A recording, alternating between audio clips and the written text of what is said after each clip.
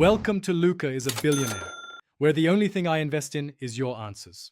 You're signed in and ready. First, verify you're using the account that purchased the storage plan, because only the plan owner can change billing.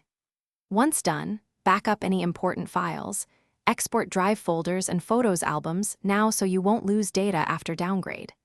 Then check the billing cycle date and current storage usage so you know when changes take effect and whether you'll need to free up space before the plan ends. Go to Google One, open Settings, and tap Manage Membership. Choose Cancel Membership to initiate removal.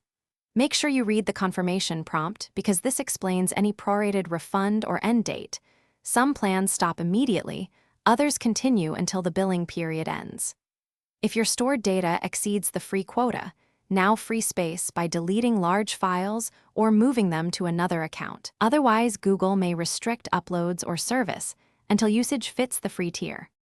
After canceling, check your email for a confirmation receipt that shows the effective date and any refund details. Save that for records. If you find uploads blocked because storage exceeds the free quota, either delete excess files, move them to another account, or repurchase a small plan temporarily to regain access. If billing errors or unexpected data loss appear, contact Google support with your account ID.